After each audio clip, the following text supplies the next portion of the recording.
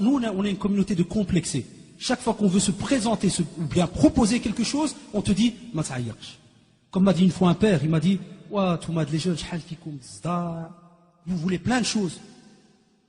Khalihum jazahumullah, ils nous ont accueillis. Ya abi, ou la ya ammi, ou la ya sahbi, ou la tout ce que tu veux. Ils t'ont accueilli pour te fra' à toi, ta santé. Là, qui nous, alhamdoulilah, ils nous ont pas encore fra'. Alors c'est pour ça qu'on demande, qu'on se renseigne. C'est ça le problème qu'on a dans cette communauté. On est complexé, on n'ose pas. Nos parents, jazahumullah, ils ont bâti beaucoup de choses ici. Certains sont morts à cause de certains. Donc, alhamdoulilah, amr biyadillah. Et lorsqu'on va voir le pourquoi, on décortique ce corps, on trouve des cancers à cause de l'amiante. On a des parents de Sakin qui ont travaillé dans l'amiante pendant 30 ans de leur vie. Et tu es assis devant ton père, il se gratte toute la soirée. Est-ce qu'il y a quelqu'un qui vient et qui sympathise pour lui? Un ministre ou autre qui vient lui dire « Oh, m'skin, pauvre papa Mohamed, tu te grattes maintenant, hein? Eh bien continue à te gratter parce que tu n'en as jusqu'à ta mort, parce que cette maladie on ne sait rien y faire. » Non. Alors c'est pour ça qu'on essaye des fois d'attirer les jeunes vers ce genre de discussion, même si elle est un peu morose, même si elle embête, pour leur dire réveillez-vous. Nos parents les ont employés pour casser du béton. Eh bien à nous de dire que non, on a nos papiers, on est belges, maintenant comme ils disent entre guillemets, après ça ressemble pas. Là, qui on vous demande à ce moment-là, au moins, je dis bien au moins, de savoir qu'il y a d'autres choses qui peuvent aider dans ces problèmes, comme dit peut-être la personne, que c'est une partie. Eh bien, Ikhwan, Wallah, si j'efface cette partie qui est la TV, si je pense dans la communauté à ce qu'on appelle l'école, entre guillemets, musulmane, si je pense à bien d'autres projets, eh bien, petit à petit, on arrive. Là, qui nous, on discute, on fait des remarques, mais il n'y a aucun projet qu'on lance. Ça, c'est le problème qu'il faut alors discuter à ce moment-là. Wallahu a'lam. Assalamu alaikum. On ne peut pas se passer de la TV. Et comment faire sortir alors la TV de notre vie familiale, shukran? Allah, je dirais à ce frère qui pense à son grand-père et à sa grand-mère, il n'y a aucun qu'on a entendu Erwan dire que mon grand-père est mort d'une crise nerveuse. À l'âge, on lui a enlevé la TV. Ou bien ma grand-mère est morte avec une crise cardiaque. À l'âge, parce que mon grand-père lui a enlevé la TV. Erwan, subhanallah. Quand on fait ce genre de remarques, c'est comme si on admet, et je ne suis pas fâché sur cela qu'il a posé, hein, c'est parce que on rentre dans le sujet comme on dit. Quand quelqu'un pose la question de cette manière, c'est comme s'il avoue que c'est devenu comme une drogue. Et ça, Ikhwan, c'est pour ça que la question elle est très très bien, elle est pertinente, elle est très très importante. Celui qui ressent ça doit savoir qu'il y a un problème quelque part.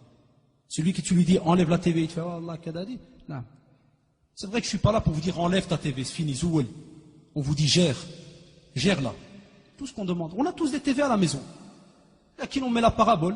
Même la parabole, bon, je voulais en parler tout à l'heure, mais hein, on l'a rentré aussi, la parabole, pour des sites musulmans et tout ce que vous voulez. Là, qui ces derniers temps, même des sites musulmans, tu ne sais plus les regarder.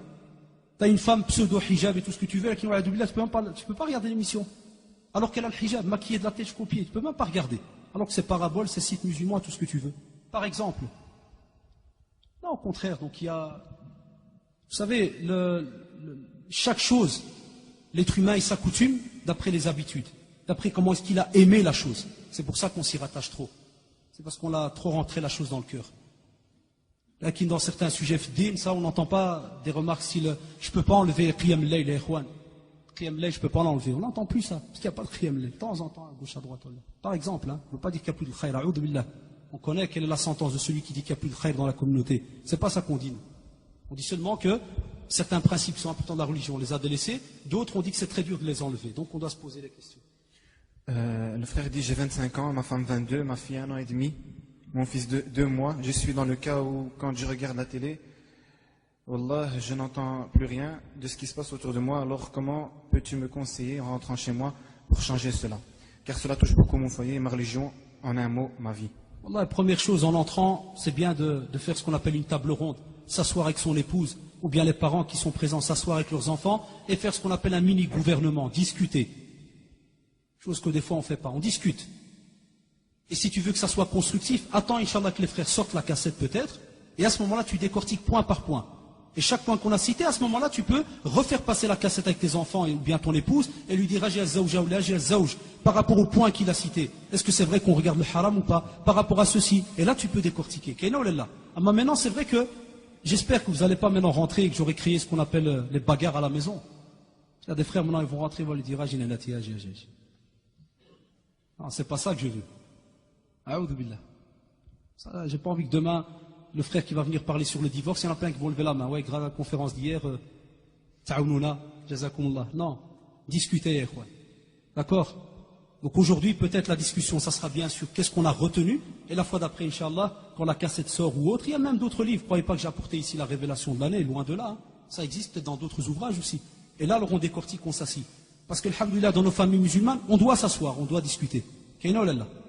Comme on discute avec le mara quand des fois il y a une facture 60 000 qui vient, et qu'on lui dit, à ce moment-là, Agles, le psala que tu voulais, Zouwel.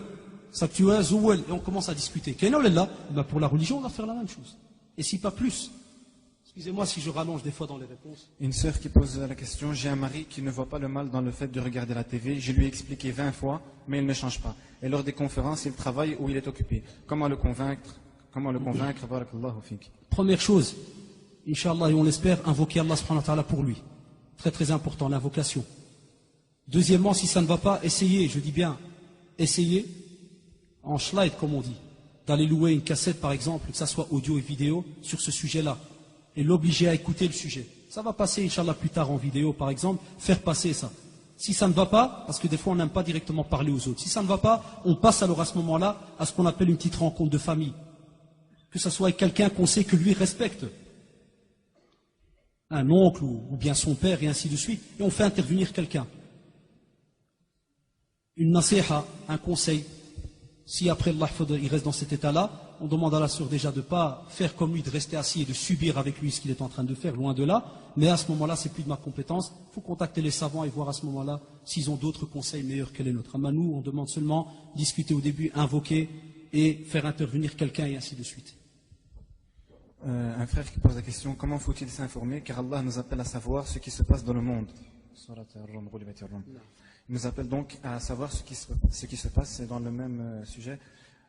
Vous avez parlé sur les inconvénients et pas sur les avantages expliqués, par exemple, la chaîne. C'est ce que j'ai dit il y a 2 secondes quand le frère demande, ou la soeur, je ne sais pas qui c'est, sur Iqra, c'est ce que j'ai dit tout à l'heure pour les avantages qui peuvent même être des inconvénients. Je vous donne un petit exemple, Ikhwan. Prenez Iqra. Il y a du bon et du mauvais. Il faut être honnête. Je ne sais le seul site, il va nous le casser. Non, c'est pas ça. Hashalillah. C'est bien d'écrire des lettres et de conseiller les frères. Quand tu as des émissions qui te parlent, qui t'apportent par exemple 2 ou 3 émissions d'affilée, et on a eu la blague, parce que bon, j'avais pas de parabole avant, je viens de la mettre dernièrement. Et pourquoi? Parce qu'on se disait, ouais, il y a Tarawih, il y a ceci, il y a cela. Puis quand tu vois une bonne femme qui vient là, et ceux qui connaissent Iqra l'ont vu. Tu peux pas regarder. Tu te lèves et vas dans un autre salon. Faut être honnête. Il a dans la rue, tu regardes pas une sœur qui